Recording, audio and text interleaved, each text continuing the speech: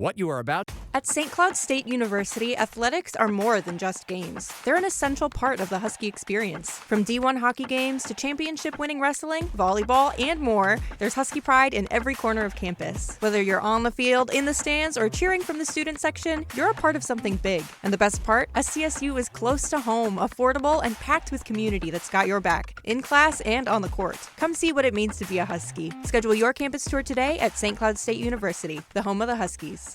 To hear will blow your mind and give you six-pack abs without even exercising. Pull up a bar stool and relax. Hey, who wants to have some fun? You've made it to Happy Hour with John Gaskins. Oh, no. Not again.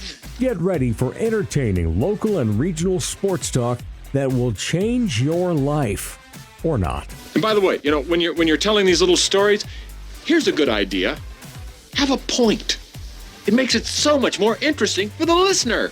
Here's your host, John Gaskins. Here's Johnny. Hello! Ah!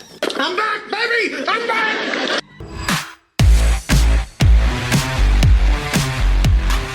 Oh my God, I gotta watch this header. This is good. Holy smokes. Look at that. Oh my God. Isn't that beautiful? Wow. Over the back. Oh! Beautiful, artistic, elegant, extraordinary. Harry Kane, baby. Phenomenal, amazing, brilliant. Look at this. Sublime. And Cordell's getting it in, too. Yeah, it's World Cup soccer. What can I say? England just scored. What are we even doing here? This is the best match of the first weekend. Why are we even doing a show? Why are we even doing? Why do any of us work? It's the World Cup. The whole. We should just be on on break from life. Do you want to know the answer? Wall to wall every day. What?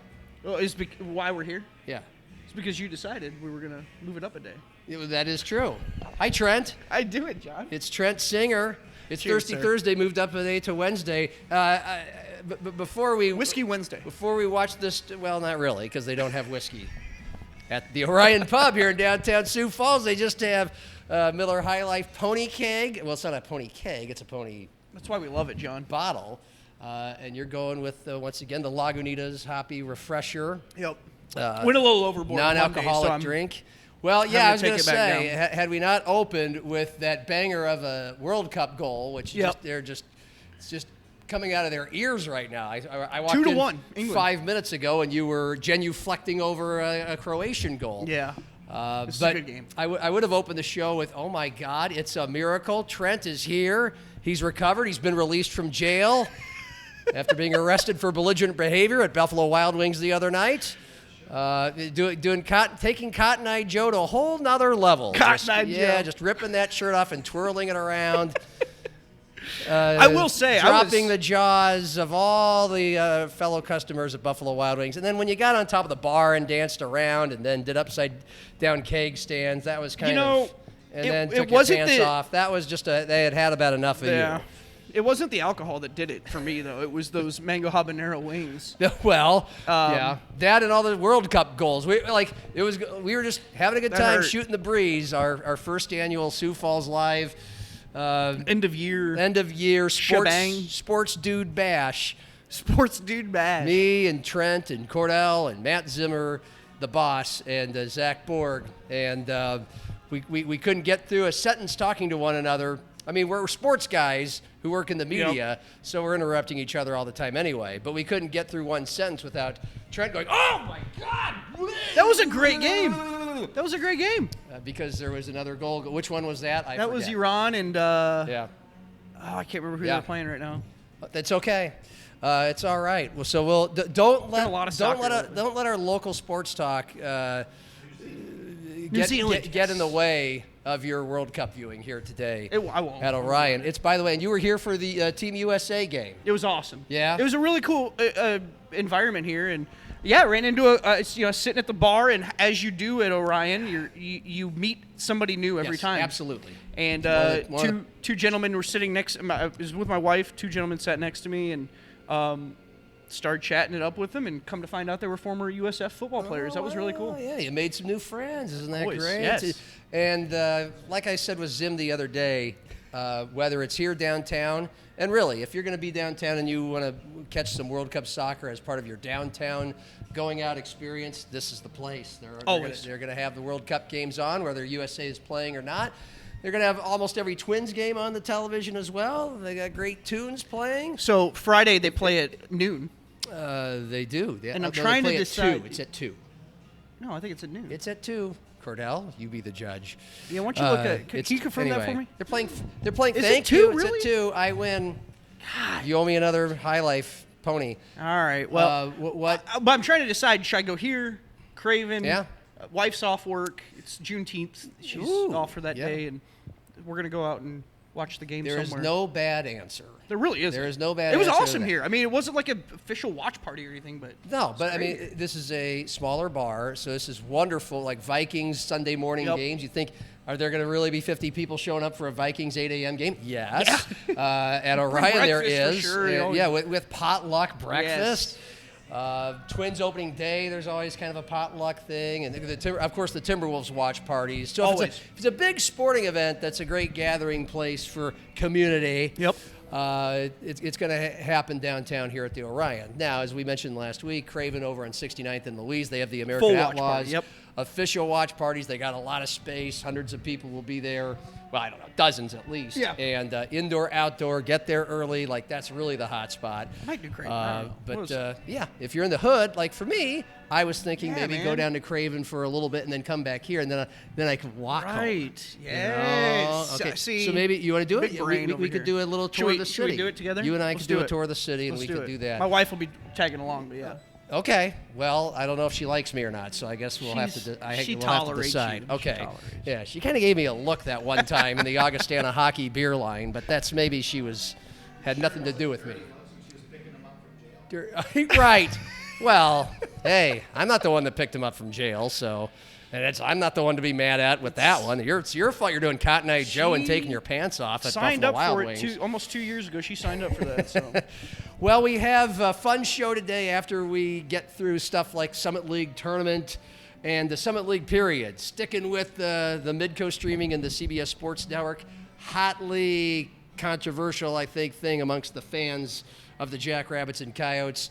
And a few other local sports pop-up headlines from the week. Ryan McKnight is the president of the JFPA, Jackrabbit Former Players Association, and we're just going to talk a lot of Jackrabbit football. Few people are more connected to the program than him and have more informed, and I don't give bleeps what you think about it opinions on how the Jackrabbits will perform this year. Those are perfect. He's kind of high on them, not shockingly. How well the Bison will do in the FBS, if and when the Jacks should ever join the Bison there, and the Sorsby thing, and really good dude. Ryan McKnight kind of playing a big part in helping SDSU be able to afford the kinds of things that you have to be able to afford that come along with playing college football these days. So they try to raise a lot of money and get the Benjamins from those guys making the 6 and 7 figures in the NFL. They're the guys who do the big, tailgate. Yes. Yeah, they do. They've seen that stuff. Yep. Holy cow. He started the huge tailgate at the Dana, and they'll have a big football and cheerleading camp on Friday, June 26th at Sanford Crossing, and then they have their big golf tournament. A lot of Jackrabbit A-listers will be there. Yeah. All right, Tears of a Clown. I mean, we just go from Simon and Garfunkel to the Temptations. It's been killing it here. Thomas is here. Thomas yep. is, he's wearing his Rage Against the Machine shirt back there. You expect this. What do you got there? I think I wore this once. My buddy Jason Heater, phenomenal musician from Cape Girardeau, played music at Southeast Missouri State. Check his music out. You guys can find his music online. He's amazing. He's amazing. Jason Heater. Heter. Got it, Cordell?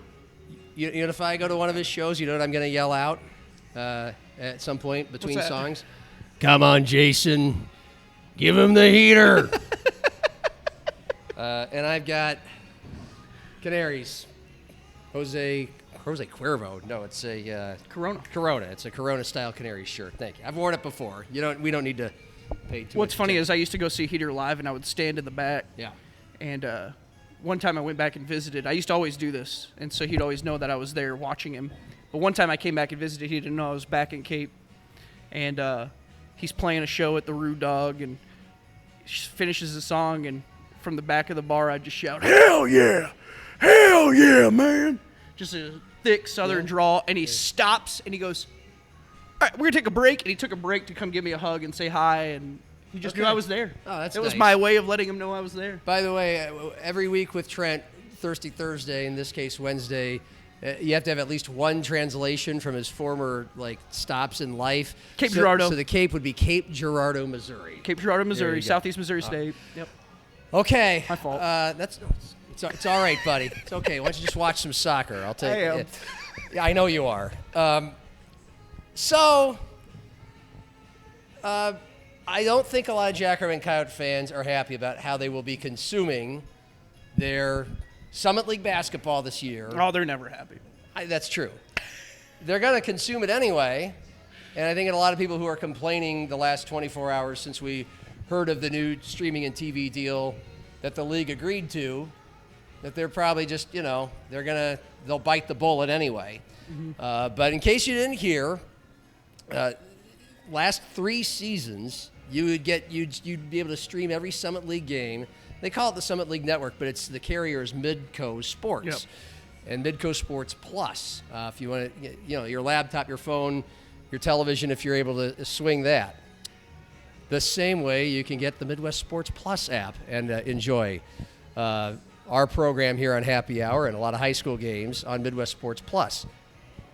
And the TV carrier, national television-wise, has been CBS Sports Network. Now, of course, since 2009, when the Summit League tournament was first here, the tourney was carried, the championship for the men's game almost every year on ESPN2, the women's game on ESPNU. And during the regular season for the streaming, it was ESPN Plus. That's the only way you could get it, as far as I recall. And anyway, they switched gears the last 3 years. You now have to get the Midwest Sports Plus app. You can't get Summit League games on ESPN Plus during the season. And then when the tournament rolls around, once again, all the first couple days, including quarterfinals, are on Midco Sports Network. But then when you get into the semifinals, the men's games are now on CBS Sports Network. And the women's semifinals are on Midco Sports Network. And then the championship games are both on CBS Sports.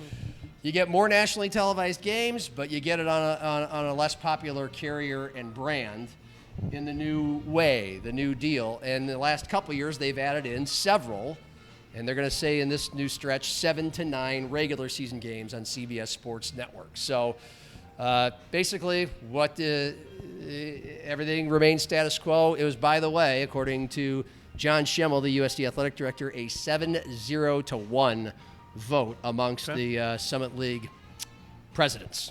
So via, let's just say, strong recommendations from their athletic directors. I was going to say, is it voted by the It is. president? A lot of these matters are voted by the presidents, but representing the athletic department.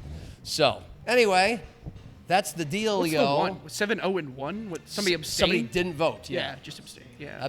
Yeah. So that's the backdrop. What do you think? I mean, look, a lot of people don't like this CBS Sports Network thing. I personally do. I don't subscribe to Midco Sports Plus for any Summit League stuff. I only do it for the CCHA package. So I like, when I hear that a game is nationally broadcasted on CBS Sports Network, I'm able to watch it. I have YouTube TV. A lot of these carriers now, when you talk about these cable packages that are run through, Hulu, Fubo, they got all sorts of them now. Sling, Tubi. All these packages carry CBS Sports Network. So I like it from that angle. Personally, I like to have more games on CBS Sports Network. I like their crew. I think they do obviously a good job. I think they're all produced by Midco regardless, right? Doesn't Midco still produce it even if it airs on CBS Sports Network and they don't have their on-air personalities? Say that again. I'm looking up some numbers. If it's carried on CBS Sports Network and it's a Summit League game, it's still Midco produced, correct? That I don't know. I mean, I always thought it was. The announcers are CBS. The announcers are CBS Sports Network for sure. Network, yes. The cameras are all in the same spot, so it's not like CBS brings in their own cameras. So I would assume, they're using all the cameras and the crew folks at Midco. I think the reality, though, is that nobody's going to be happy with it because of what they used to have with ESPN Plus. It was a lower monthly rate. then you come over to Midco and it's like, God, what is it, $15-20 a month? It's about 15 now, and as recently as 3 years ago, you could get Midco Sports Plus. $10. $7. Was it $7? I mean, like 2 or 3 years ago, it was $7. It's maybe been 10 the last couple of years. I'll be honest, I haven't had it the last couple of years. I haven't either. So I use it for the CCHA stuff. CCHA came onto Midco Sports as well. And when that one happened, a lot of people across CCHA fan bases were very hesitant about it. And I was kind of more pro, like, this is good, this is better. I like this more than Flow. Flow was $30 a month, I think. Now you come over, and I thought the rates were going to be lower. They're not really all that much lower. I think it's around $24 a month for just the CCHA package. And, people previously, you had Flow Hockey, had access to so many other hockey games. For some of these markets, it mattered. I think it's a similar take for people. They like what they had with ESPN Plus. I think a lot of people, that's the main drawback, that people don't like, it being on Midco. And I'll be honest, like, I've used the Midco Sports Plus app before. Is it perfect? No. Could it use some improvements? Absolutely. I don't think it's all as bad as people have made it out to be. I think the common ground is somewhere in the middle. It's probably pretty lucrative for the conference, I would guess. Yeah. And for the schools. This is with Midco being a local broadcasting company and carrier, we have to be careful here because we don't work for Midco. We work for a different broadcasting and streaming company. Yeah. And yet we obviously know plenty of the dudes who do work or have worked there. They do a wonderful job of televising Jackrabbit and Coyote basketball games. They've always been excellent with Summit League tournament games, and I think it is unfortunate that with the way CBS Sports Network works, it's just a couple fewer games that are on Midco in the Summit League tournament that are broadcasted by guys who have been doing it all year and know the teams so very well. Yep. And let's face it, in most women's basketball cases, over the history of the 18 years in the Summit, in the Sioux Falls, it's been the Jackrabbits and/or the Coyotes in those games, and they love mixing them up. The national people do. Well, I mean, with the women, you're still going to get it all the way through the semifinals, yeah. And then the national people would always fly in. We didn't complain about that back in the day. I mean, it was unfortunate, but we all thought it was pretty cool. ESPN2, that's a big deal. Yep. ESPNU for the women on a Tuesday afternoon. Who's watching that? Probably very few people, but still, it's an ESPN brand, and whatever. That's cool. You're the Summit League. You get what you can get. And so, again, I'm going to start this by saying Midco's broadcasters and technical crew, the production, the pregame, postgame, excellent. Okay, they do a wonderful job. But as far as their streaming goes, and just compare that to the streaming, we're talking about two different things, really, but it all comes as a package. I have ESPN Plus. I've had it for a long time. I want to watch a 30 for 30 whenever I can. Yep. Anything else that they produce, but certainly it's also nice because ESPN Plus is still the carrier of Missouri Valley Football Conference games. Mm-hmm. So for years and years and years, if I wanted to, and often did because it's part of my job to watch Jackrabbit and Coyote football, most games are on ESPN Plus. Great, I can watch it from the comfort from my own home. Mm-hmm. It's lovely. And then basketball season hits, and anytime I want to watch a Jackrabbit or Coyote basketball game, there they are. At least in the in-league games, that's right there for me. Same app. I'm not paying any extra for any more apps. And now, if I want to watch basketball, I got to pay for a different app. It's nothing against the production or the company. Here's another app. A lot of us have, and it's our choice. We're paying for it. Yep. But Netflix, Amazon Prime, I got Peacock. I got Peacock because I love Saturday Night Live and some of their documentaries, and a lot of Big Ten Husker sports are on Peacock now, so I got to get that. And it goes on and on and on. So it's just another app. And oh, by the way, we're trying to get you, the local sports fan, to carry the Midwest Sports Plus app for a low price of about $10 a month for live sports and some of our other programming that you can get on your TV. So we're part of that world as well. But I don't like it because I liked having everything on ESPN Plus all right there. Yep. And I do think brand recognition matters for the games that are on national TV. And I get that you get a lot more games on national TV with CBS Sports Network. 2 in the Summit League tournament, 7 or 9 in the regular season. More exposure is more exposure, and that's a big reason why John Schemmel and these other athletic directors said yes. But their number one reason is revenue, okay? Because you're going to get more money. They have gotten more money that comes into each and every school with these TV media rights deals. And I don't think we need to give a thorough explanation of how badly any athletic department at any college in America, but particularly mid-majors like USD and SDSU, need income from wherever they can get it, because it's really expensive to keep up in the arms race of college athletics these days. And it starts with TV money, whether you're the Big Ten, the SEC, or the Summit League. And so and Schemmel did not deny that. That's the driving force, because of the Midco Sports Plus app and whatever CBS is offering to carry all these games on CBS Sports Network. That's why they're going with it. They don't really care. I'm not going to say they don't care what the fans want, but they know the fans are going to watch it. Yeah. And that's why you see a 7-01 vote on that, too, because the money matters, and the money is the reason behind this. I think just from a fan's perspective, and you touched on it, you said it, it is so nauseating. It is. These days when you're switching between, so many different apps and I don't know that there's so much as far as a brand recognition and giving your university or your athletics programs, because this is all like Olympic sports. I mean, other games outside of just basketball air on the Summit League Sports Network. You're talking about softball, baseball, all that stuff. Then you only so many people are watching it. Yeah. But that's kind of their point. They want to target that audience, people who are familiar with Midco and familiar with the work that they've done. And I get that. I get it from that perspective. I just think, to echo what you were saying, it is a lot when you're just to have so many different apps and so many different streaming services. I don't pay for it. So the reason I don't pay for it is because, I another one to throw on there, and it's not like $10. It's $20, $30. I mean, I'll get personal myself. Like we talk a lot of Jackson Yotes basketball after every game during the Summit League season, and we talk about it even more, and it gets hotter and heavier as we ramp up into the Summit League tournament. I used to watch several of the regular season games that I don't attend, and I don't attend most of them. They're in Vermilion and Brookings, and it used to be, well, I go and I can watch it on TV. It's like a lot of fans. But also, I'm calling high school basketball games 2 or 3 times a week, calling USF games every other weekend this past year. Huskers are on a couple times a week as well. I'm a big fan.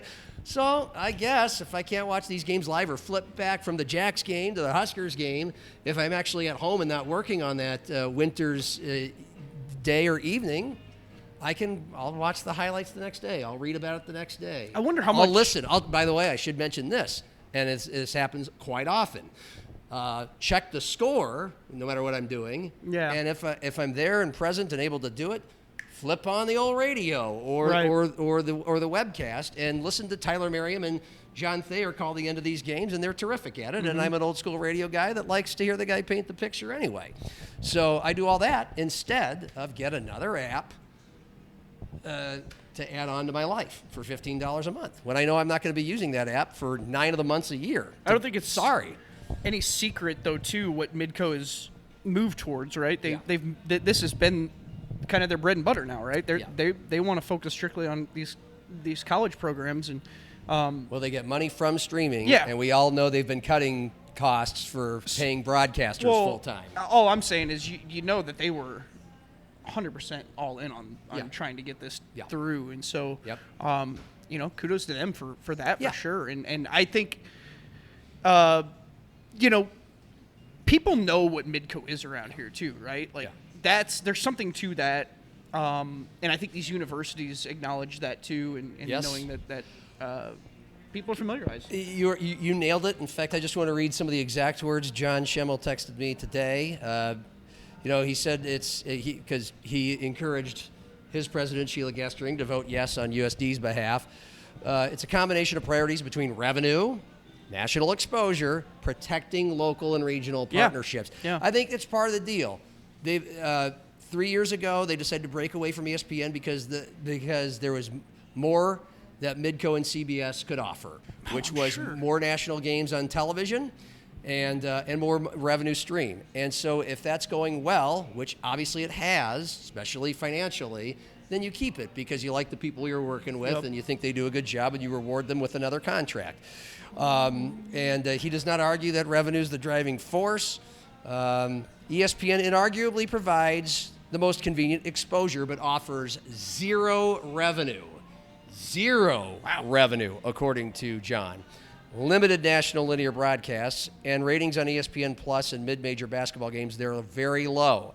Our Midco Plus Summit League app has growing audiences that are engaged. League revenue essentially comes from two things. I'll repeat this. Listen carefully if you're still with us here. League revenue for the Summit League revenue comes through only two things: basketball tournament and this new multimedia revenue agreement. The basketball tournament and this new multimedia agreement. Is that under that umbrella? Is that like sponsorships and? Because I would imagine there's revenue through. Yeah, from the Summit League to the schools. I guess that's Midco. Now the schools, they get their revenue from corporate sponsorships, private donations, ticket sales, obviously. But from the Summit League, and I would suppose sponsorships are that's Midco's money. Their only event that makes money is obviously the men's basketball, and the tournaments make a lot of money because they get pretty big crowds compared to a lot of mid-major tournaments. And then this new multimedia. It's nothing like the Big Ten and the SEC. It starts with every school getting $90 million or so every year just for having their football games as part of the TV deal that they agreed to. So it's a much smaller scale. That's what it is here. Last one, because, I just Googled it. AI is never wrong, right? John.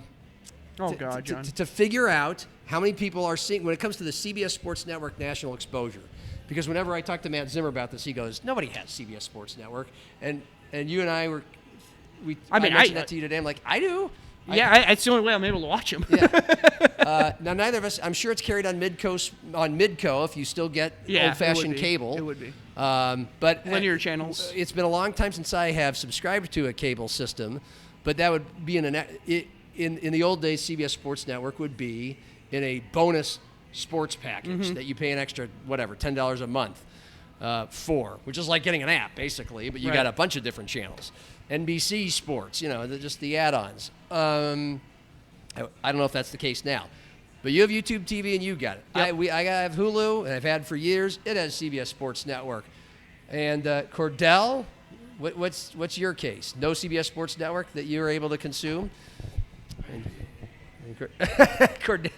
And Cordell's in a younger generation that doesn't generally or is obsessed with having a bunch of different TV channels at his disposal as we are.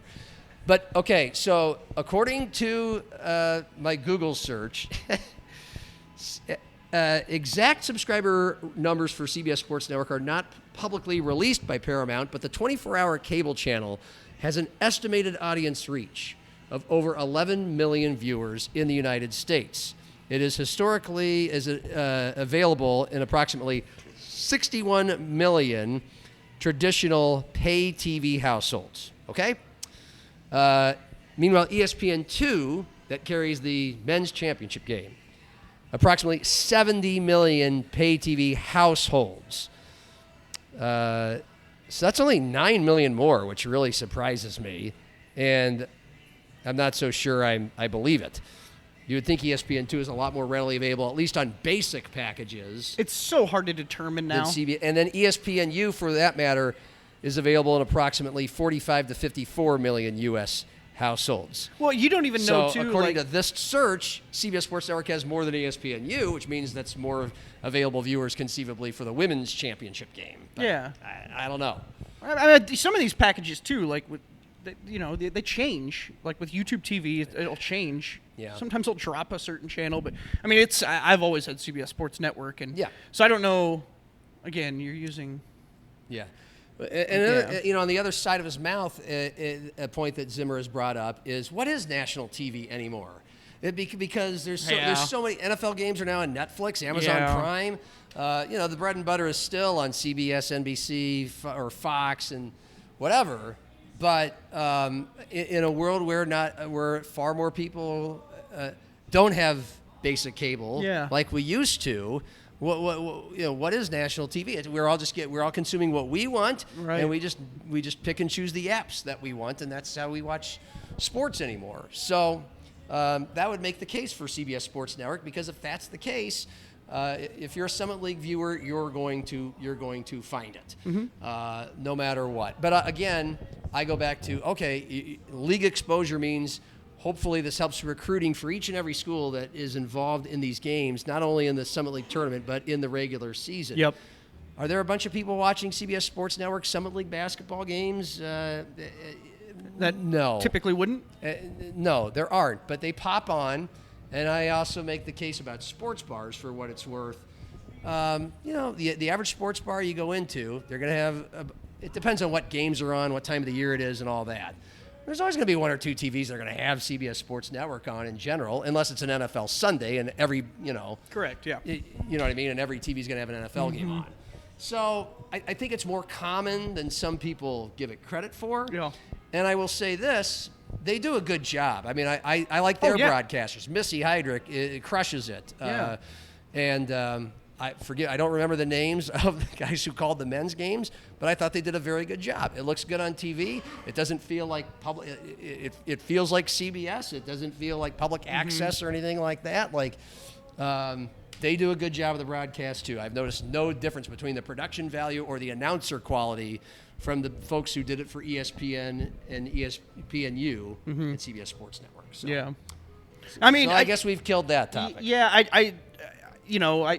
I'm still of the line of thinking that, like, if you're able to add more for these games on CBS Sports Network, for me personally, I like it. Yeah. Just because that's the only way I'm able to watch some games. I mean, we've come in here on so many Thirsty Thursdays last fall and winter, and I was, it's a nationally televised game. I'm going to watch that one tonight. You know what I mean? There you go. So. Yeah, you get 7 to 9 of them. And let's face it, a lot of them do involve the Jackrabbits. The Yotes had a few. A lot of Jackson Bison, and a lot of the games last year, I didn't do the diligence of looking this up. But yeah, I'd be curious. It felt like it was Dakota's games. Was North Dakota State, South Dakota State? UND State? and SDSU, UND and NDSU, the Jacks and the Yotes, a lot of the Jackson Bison. Those were your CBS Sports Network regular season games. Was SDSU women? Was that? Yeah. It was, yeah. I think so. I think one of those two regular season were on. Yeah. But ESPN never did one regular season. So like, we can't do it on all of our channels all season long. We're not going to carry one Summit League game. So I get it from the Summit League people's point of view. Yeah. And if the numbers are what I looked up, there's really not that many more people. Not at all. There's 25 more million to watch ESPN2. That's a lot. But ESPNU and CBS Sports Network are about even. I don't know that it doesn't matter if there's money to be made in it. They're always going to chase that. And that's why you see a vote that's so one-sided. Well, yeah. I mean, the last 10 minutes when we're just talking about who watches what. Yeah. It doesn't matter. There's zero revenue ESPN. There's revenue from this deal. They're going to take it, and the rest of us will just follow. And we'll pick and choose how much we want to consume. You could maybe even make the argument that they're ahead of the game by going to a package that has CBS Sports Network, because it is included in packages on YouTube TV, and it's significantly cheaper than cable. Yeah. As is Hulu TV, and it's significantly cheaper than cable. So, and that's where things are moving too. Let's not kid ourselves. Like, cable TV is, who knows? Yep. How much longer that has. Right. We done? Yeah. I think on that one, I don't think it's the most popular decision, but it's one that fans will ride with. And by the way, I can ask fans who are bitching about it, and I understand. I'm kind of on your side. I like the old way better, but there's plenty of pros to the new way. But do you want your school to have a little more revenue so you can pay for the facilities and whatever it takes to be competitive, to make sure that the highest quality athletes are going to want to come play for your team and your school? I would think the answer would be yes. Another goal. Croatia scored right before halftime. I missed it. Wow, we got just a shootout here. It is 3-2 England. Just a barn burner. Yeah, also a thunderstorm moving in. Here in Sioux Falls? Yeah. Oh, okay, maybe we better go. I walked here. So a few things happened that came up on our headline radar in local sports during the normally dog days of June. Eric Henderson, Hendo, scored one of the best high school basketball talents in South Dakota. Brent Wassenaar, Sioux Falls Christian, is going to Drake. I've seen some of his games. You've seen more of his games. Phenomenal athlete, and it feels like Drake beat out SDSU and USD. They offered. I wonder if the Hendo effect at Drake, bringing in Owen Larson, grabbing Griffin Goodberry, who was going to play for the Jacks, how much does that hurt schools like the Jackson, the Yotes, in the coming years for guys like Brant Wassner? But maybe he was too good to truly ever be at the Jackson Yotes level anyway. I think he would have been going on to another level after that at a certain point. He's a 6'5" combo guard. You're not going to find many of them. He's a great ball handler. I mean, like he can do it all. He can shoot and score at all three levels. I love his game. I've been on him since he was about a sophomore. I said this kid's going to be really, really good. And of course, that team, when he was a sophomore, had Griffin Goodberry leading the way. So now he's rejoining up with Goodberry at Drake, and going to have 2 Sioux Falls Christian players on that team. But he had a stellar season last year. I think he was Class A Player of the Year. 23 points, 7.4 boards, 5.1 assists, 1.7 steals per game. They were runner-up. Of course, West Central won that Class A championship last year, but Wassner was outstanding. Yeah. And I think a key to West Central's win was being able to find a way to shut Wassner down, too, in that game. I mean, they really did a good job bottling him up, got into some foul trouble, and that was kind of the key for West Central to get it done. He's going to be that Sioux Falls Christian team is going to be good again next year. I'm excited to see, how they look with Skoton next year and Wassner as a senior. It's going to be a really exciting team to watch. But what a get for Eric Henderson. I mean, that's I think it says something too about if he would have maybe waited it out through one more AAU season here as a junior, he may have gotten some other offers. But Drake was there early, obviously, with Henderson jumping over there because he was in on him at SDSU. I believe he was offered when he was coach at SDSU. So South Dakota, SDSU, and then I believe Augie and Northern State had offered him as well. There may have been a couple other offers in there too, but I know those were the big ones. And of course, he picks Drake. So. Happy for him. That's good. Oh, yeah. His mom's a volleyball coach there at Sioux Falls Happy for him. Again, I wonder, yes, maybe he will move on to a Power 4 eventually if he performs really well at Drake. And it would have been more likely anybody who performs reasonably well in the Summit League moves on after a year or two. You just get yourself named at least on that all-first team, even all-second team, and they'll gobble you up. But, again, it's just I could be wrong. I just think I'm wondering out loud, if Eric Henderson were not the coach at Drake, if he were still the coach at SDSU, is Owen Larson still at SDSU? Is Griffin Goodberry still at SDSU? And is Brant Wassner going to SDSU? I think it's fair that South Dakota connection is helping Drake and maybe hurting Brian Peterson. Now, Matt Zimmer's been writing story after story on all the incoming transfers from these other mid-majors that are joining SDSU, and we'll just see how well they rock and roll addressing some of their shortcomings from last year. He's got a little brother, too, who that's right. Can be pretty good, I think, too. Yeah. They both were on that, I think, 4x400 relay team this year. Yeah. They won state, and I've watched him play a little bit on the JV team, and he's going to be an impact player for him this year. So excited to see what he does. He's taller, too. We have another Sioux Falls metro area prep athlete that committed to an even bigger college. Nah, I wouldn't say it's that much bigger. I mean, a really big one. The premier program in college volleyball. I mean, it's hard to argue. Jocelyn Samuels is going to be a Nebraska Cornhusker. Yes. If she starts playing right away, you could have like an 8-year run of Sioux Falls kids being the setters for the premier volleyball program in the country.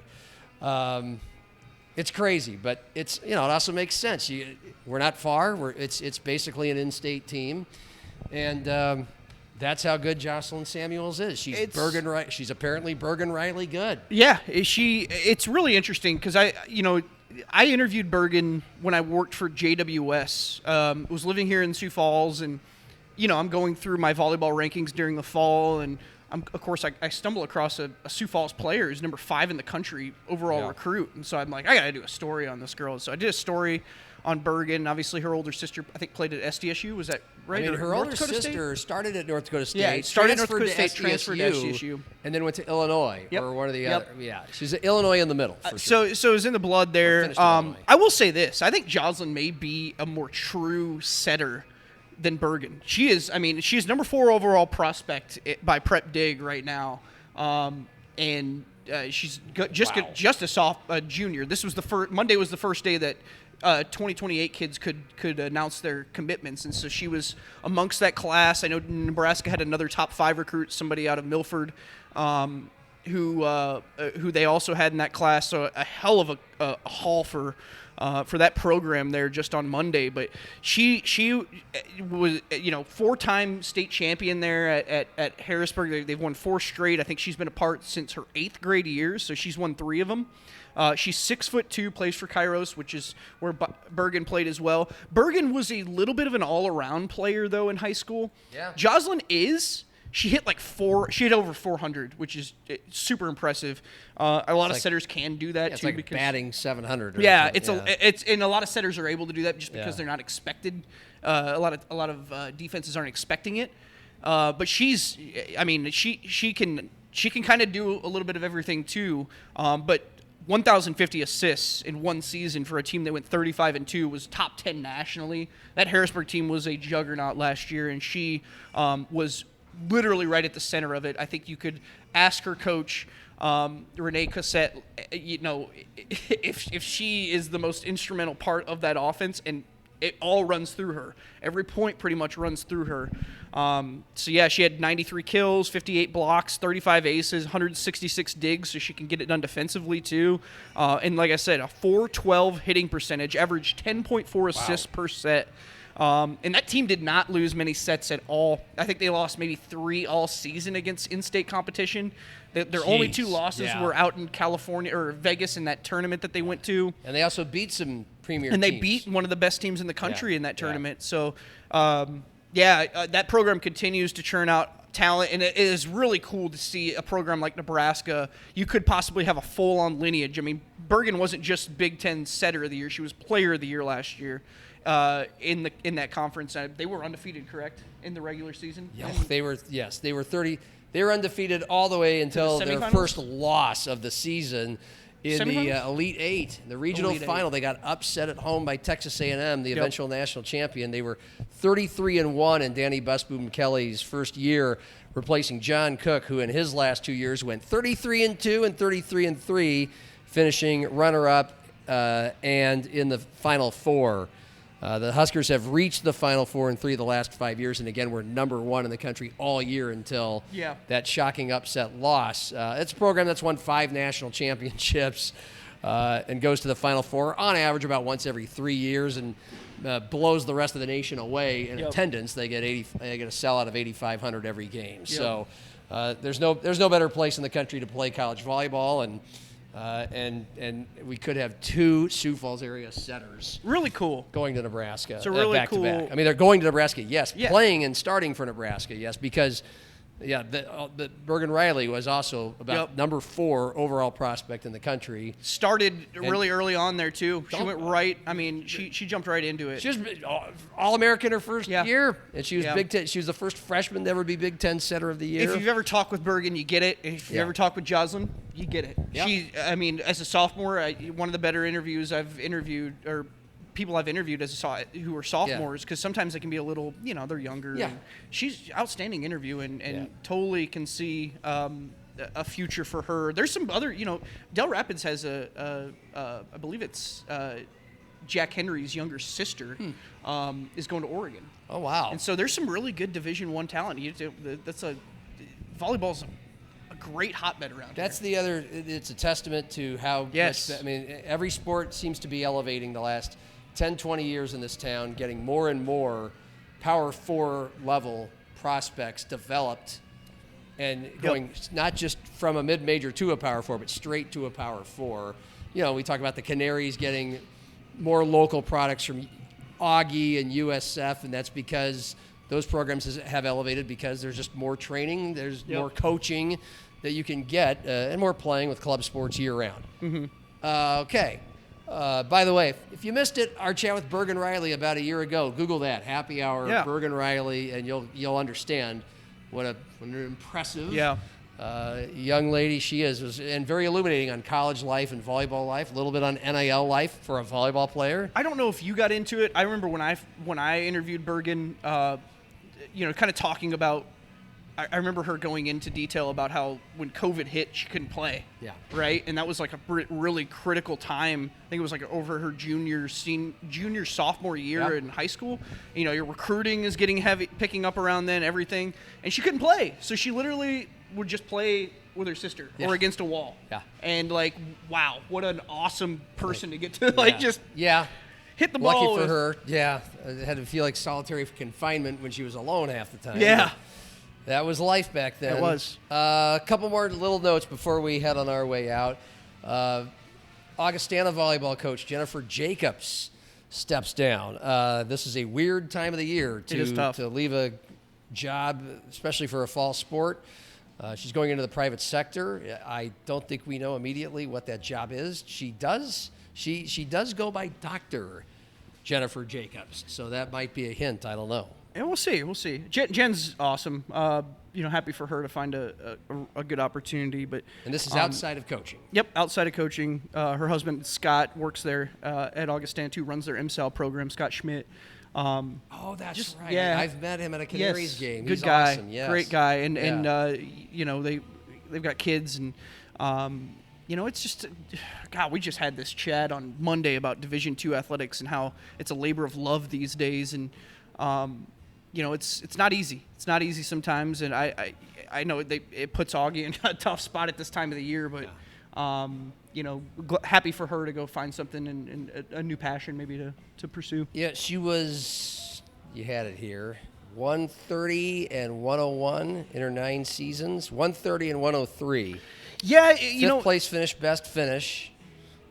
And it's interesting. That program is, I think fifth place was the best year they had. They had a couple rough seasons here the last few years, and this is good. It's an opportunity for administratively to find somebody who can who can carve out the time to really build that program up and get them to a level, because look, they're getting a brand new playing surface at the Elman Center this year. I think I even included that from Andy's press release at the end, the Terraflex floor that they're going to have in there. And he did. There's going to be some. I mean,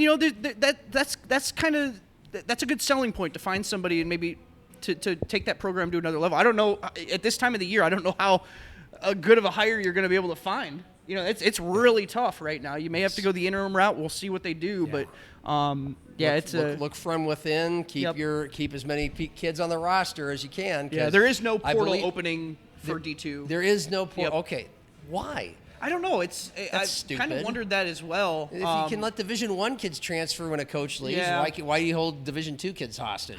I mean, that's good for Augie. They won't have to worry about losing their roster, and they could maybe then hire accordingly from the outside if they have a shot at getting somebody qualified who wants to make the jump. But that's asinine. It's weird. Okay. Well. And by the way, that's a murderer's row league. That's a tough volleyball league. It's one of the best in the country. It's tough to win in, and it's just dog eat dog. USF's been struggling to climb the ladder. USF's been pretty for years. They've been good. Yeah. But it's just like softball. Shannon Pivovar. She was a 500 coach. She's not good enough for USD. Yes, she is. Yeah. Hard league to win in St. Cloud State's usually in softball, and it's a hard. Yeah, the window's always open. Yeah, it's always you can open. Transfer anytime you want in Division II. I retract my statement for those of you who have been yelling at me like I'm an idiot for the last minute or so. The final item we have is one of South Dakota's own is a national champion at the highest level, NCAA track and field. And apparently he's got a little bit of flair to him. Simeon Birnbaum? Oh, Simeon.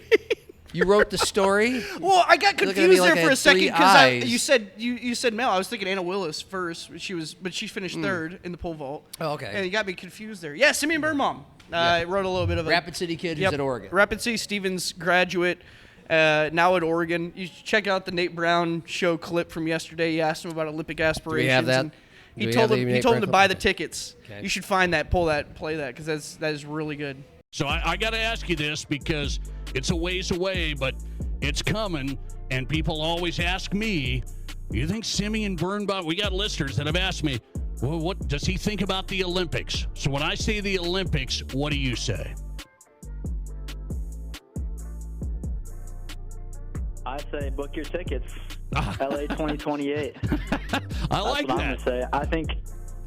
I believe I'm gonna be there. Like, the Olympics is my home country, not very far from where I live now. Like, you best believe I'm gonna do everything in my capability to be there, and not only be there, but to perform well and put on for the U.S.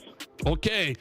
I want to book my tickets. Now you got me juiced for that. Yeah, he's just when he was asked if he was. Yes, he's got flair to him, man, and people don't like it. They call it arrogance. I call it confidence. I don't buy into the whole. Chris Nelson had a little bit of that, not as much as this kid, but he definitely had supreme confidence. God, in his, do you think football? Like, come on, man. Yeah. We hold track athletes to like some different standard. Like they're all buddies, and it's like, come on. Yeah, no. Well, they're individual athletes. They're competitors. They're competing even against more. each other. They want to win. Yeah, exactly. So, congratulations to him. Yes, it'd be awesome to see if he makes it to the Olympic stage. I think, with those. The performances he's put up, he set a new college record in the 1500 this year. Wow. Like he can 100% compete. And he dominated it. Oh, he ran away. Yeah. Final 150. I mean, you watch the end of that race. He's gesturing to the crowd as he's crossing the finish line. Yeah. Like a 20-meter lead. Yeah. Secretariat type of stuff. And he moved ahead, too. I think he was like with the pack, and they just turned it on. And he runs at Oregon, which is the premier track and field That is program. it. Most people know that. That is it. They hold NCAA championships. Yeah. At Oregon's facility. It's a really, really cool The home of facility. Steve Prefontaine, one of the coolest accomplished athletes of all time. It's my gratuitous excuse to use one of my favorite lines from an athlete. They just asked him. What's his motivating factor to run? Why does he love it so much? It takes a special kind of human to just want to run them. Yeah, I know you want to compete and win at something, but like, why, of all the sports, why just running all the time? And he just goes, I eat a lot of pizza and drink a lot of beer. I got to go out for a run. My guy. All right. Well, that was fun. Cheers, sir. Cheers. What would you say? What would you say? Let's play a game. How long do you think that was? I'm going to go 38. 38 minutes. 45. Cordell's laughing. 50. Oh! I was still under. As usual, we were aiming for 30, but I hope you enjoyed the extra 20 you got out of that. That's true. We did. Cordell didn't. Happy hour and cheers.